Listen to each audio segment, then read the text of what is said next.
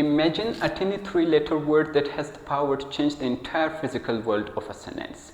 The words that are the silent coordinates of our language. If I say, the spider is near your foot, you're fine. But if I say, the spider is on your foot, you jump and start screaming. Today, we are going to learn the words that control our world. Prepositions. So what are we waiting for? Let's start the lecture. Preposition. Dear students, please remember, a preposition is a word and sometimes a group of words. A preposition is sometimes composed of one word and sometimes it can be composed of two words and more than two words. So a preposition is sometimes a word and sometimes a group of words that is used before a noun, pronoun or a noun phrase. Remember, a preposition is a word and sometimes a group of words that is used before a noun, pronoun or a noun phrase. For which purpose? To show direction, right? Number one. Number two, to show time. A preposition is a word that is used before a noun, pronoun or a noun phrase to express direction, to express time, to express location or place, right? And a preposition can sometimes be used to introduce an object. Remember, here object does not mean thing. Here object answers the question what and sometimes whom. Remember this. A preposition is a word that is used before a noun, pronoun or a noun phrase to express direction, to express time, to express location.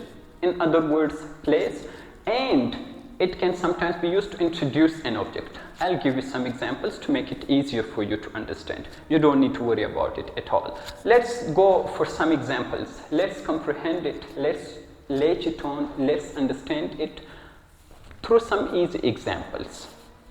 Number one, Samir speaks English in my class. I have already told you, a preposition is a word that is used before a noun, pronoun or a noun phrase to express location, direction, time and sometimes to introduce an object. So what's the word that expresses location in this sentence? What's the word that expresses time? What's the word that expresses direction? What's the word that introduces an object in this sentence?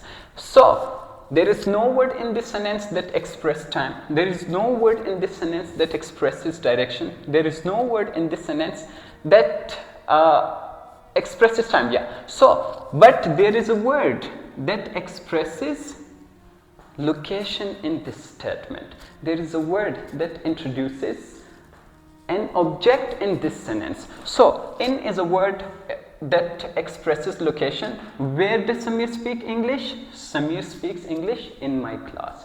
Samir communicates in English with his classmates. Samir communicates in English with his teachers. So in is preposition because it expresses location. Second, will you start the meeting at 1 p.m.? Somebody is confirming if the meeting will be started at 1 p.m. or not. So what's the word that expresses time in this statement? At is the word that expresses time. So it helped us to express time. Then the students are going to school. What's the word that expresses time? What's the word that expresses place, location or direction? So here the word preposition to does not express location, time, but it expresses direction. Where are the students going? The students are going to school. The students are moving towards school. They are walking towards school. So the preposition to expresses direction here. That's why it's a preposition. And 3 children were killed by unknown kidnappers. What's the preposition? By. By is a preposition because it introduces an object. Who were the individuals who killed? Unknown kidnappers. The kidnappers were unknown, but it is known to everyone that the individuals were kidnappers. So by is a word that introduces the object of the statement. By is a word that introduces the object of the sentence. In other sentences, to, it expresses direction, but it is also the object of preposition. Where are the students going? The students are going to school, right? and so on. Hopefully it is clear till this place. Let's move towards some easy examples of preposition. Let's study some easy examples that you can use in your daily routine. First and foremost, for is a preposition, right? Then on is a very common preposition that everybody uses it in their daily routine speaking, in their writings, in their applications, in their letters, in their essays, and so on. Over, right?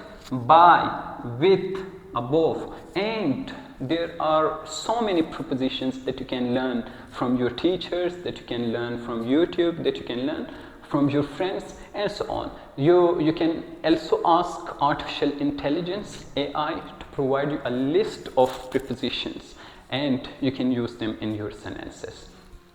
Today we studied preposition. We studied one of the most interesting topics of English grammar. Hopefully it is understandable to everyone. For now, thank you very much for giving me your precious time. Take care of yourselves, and if Allah wills, see you soon in my next lecture.